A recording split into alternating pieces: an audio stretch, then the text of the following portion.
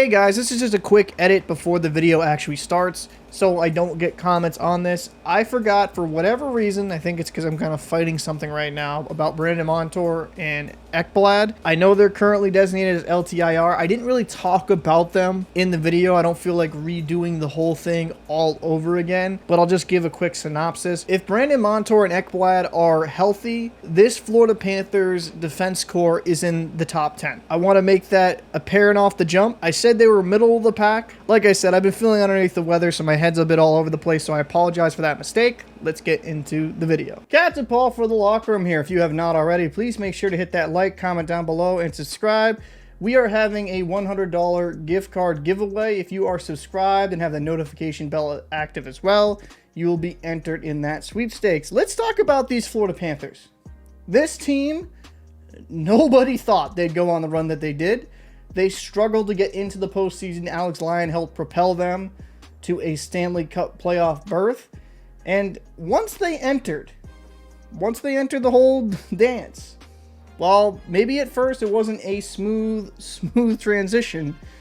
They were pretty damn dominant. They beat the Boston Bruins in 7, ended up beating the Toronto Maple Leafs in 5 games, and swept the Carolina Hurricanes in the Eastern Conference Finals. And then they met their match against the Vegas Golden Knights, and Vegas won that in 5. But you can't take away the greatness of that Florida Panthers team and how they kind of exceeded everybody's expectations. Now, currently they are $1.175 million over the cap.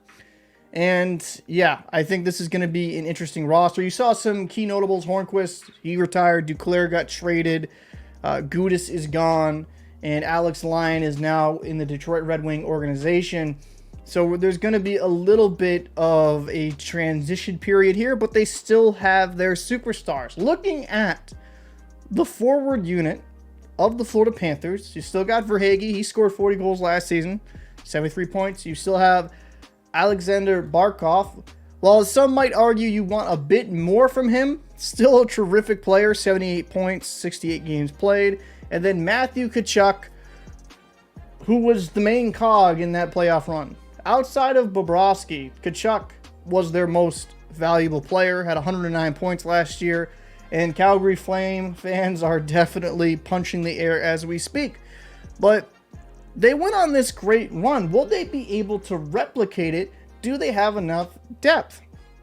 And I do. I think Listerinen, quality hockey player. I liked what I saw from him at the postseason. Listerinen, Bennett, and Reinhart are quality hockey players. They're not old by any stretch of the imagination. They're still mid to late 20s, so they have a lot of good hockey left in them. Evan Rodriguez, he should bring some nice additional depth scoring.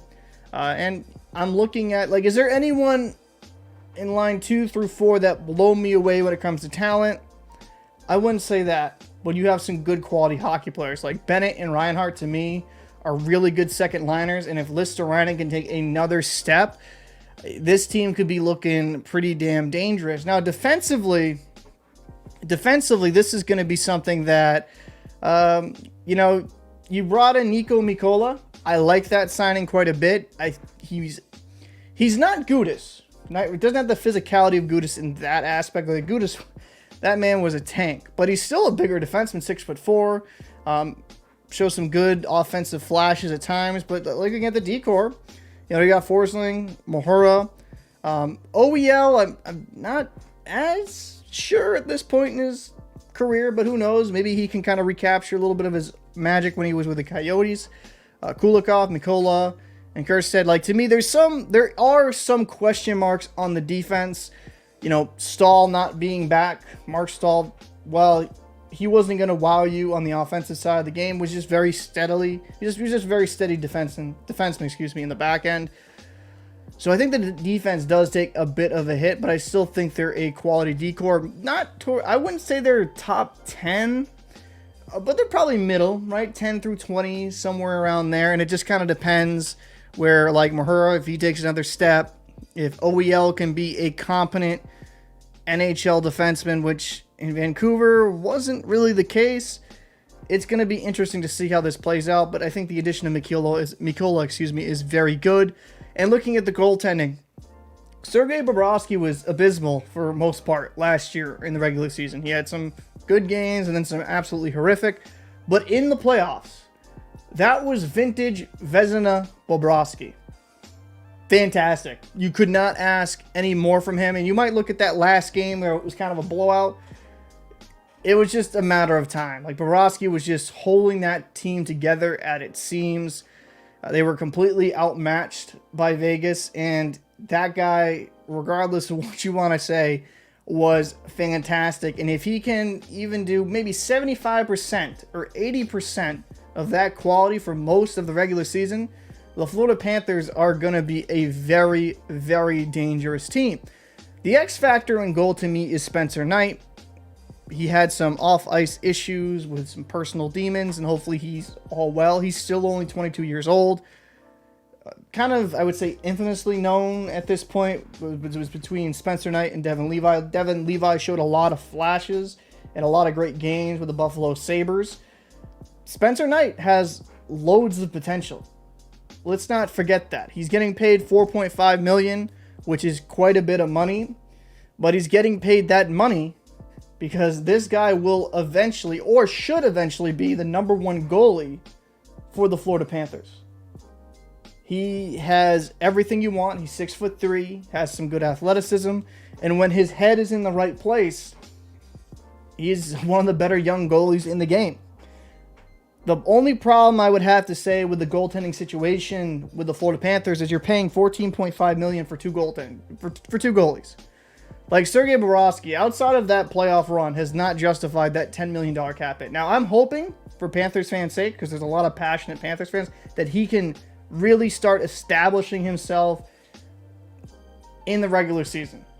He has shown those flashes, but if Bob can be far more consistent in the regular season this point forward, the deal doesn't look as, or I say the contract doesn't look as terrible as a lot of people think it does. And Spencer Knight at $4.5 million, he's got potential. He's young. It's just going to be a wait and see game to see how things play out. Oh, and that's right. The Panthers got Mike Riley, who, as a Bruins fan, I actually thought he was better. I thought he could have been a seventh defenseman for the Bruins. I thought he was better than Providence, in my opinion. Was he going to light up the world? No, but he's a quality depth guy, so I think that's a good signing. But to me, when I look at these Florida Panthers, this organization, and some people might give them a little bit of crap. You have so much money locked up. It's going to, you can't really argue the results of last year. They need to see if they can have some, maybe an infusion of youth. That's going to be the most interesting part if I'm a Florida Panthers fan. Who is going to be the young player that comes up, whether that be in a line 3, line 4 role up front, maybe defensively, getting a good quality bottom pairing young guy to, give some energy to the lineup. Who is going to be the difference maker to take this Florida Panthers team from being very good to over the top? Now, I mentioned Kjærstad. There's another player I find very interesting that played for the Charlotte Checkers last season, Lucas Carlson. He was drafted in the 2016 NHL Draft, round 4, number 110 by the Chicago Blackhawks. But looking into his AHL stats, he was fantastic last year. For a defenseman, he had 20 goals, 34 assists for 54 points. Is this a guy that the Florida Panthers maybe give a shot? Hey, why not? Now, I think Duclair, I think that's a miss. Hornquist, heart and soul type guy. Gudis brought a lot of stuff you would love on a bottom pairing defenseman, that physicality. So there's going to be players that are missed. Stahl brothers, depending on what they decide to do. I'm pretty sure, I don't know if Eric has retired yet or Mark has retired yet, but as of right now, they're not signed. But I still think there's a good quality roster here. They should be in the discussion for playoffs. And maybe last year, in that postseason run, is what this team needed to believe again. They won the President's Trophy season prior and just laid an egg in the postseason. Then they struggled to get in the playoffs and just dominated the Eastern Conference. Maybe that Stanley Cup run, some people, that's as good as it's getting. Maybe that's a building block for the future. You have a lot of good young talent here. Tkachuk's only 25. Barkov's 27. Verhaeghe's 27. Bennett, Reinhart, 27. Listerinen, 24. Lundell, he's only 21 years old. You have good quality hockey players. Maybe this postseason run is what they need to build their confidence. So what do I see from the Florida Panthers, and how do I believe things will end for them this upcoming season? Okay. I think right now it's hard. The Atlantic is super deep. Toronto, very good team. Tampa Bay, I'd be remiss not to mention them in that conversation.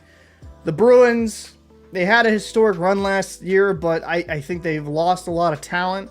And without a number one center for sure, according to their roster, I'm just not too sure on them. So they're kind of like, to me, a wild card team at best. But Buffalo should be improving. Ottawa should be improving. Detroit should be... I feel like Detroit's another team that should see a little bit more... How would I put this? With Detroit, I'm expecting them to make another jump in their performance. In Montreal, without all those injuries, where do they lie? I actually could still see Florida being a wild card team, maybe in the top 3. If I was at gunpoint, I'd say wild card, because I think Toronto, Tampa Bay, Buffalo, and Ottawa might take that top 3 spot before Florida. I wouldn't be surprised though if they fell into the 3 slot. But I do think the Florida Panthers are good enough to be a playoff team, and with how well Bobrovsky played this past postseason and Spencer Knight being healthy and him being back, you know, if Spencer Knight is healthy, he's a far better option than Alex Lyon. But for me, I see this Florida Panther team being a wild card team, but having the potential, if some of these young guys keep developing and hit that next gear, dude, I could see them being in the top 3. But I'd love to know your thoughts down below. Where do you think the Florida Panthers are going to finish next season? Are they going to be a playoff team? They're going to be in the top 3. Will they win the Atlantic, or will they miss the playoffs altogether? I'd love to know your thoughts down below. I'm Captain Paul, and I'll see you in the next one.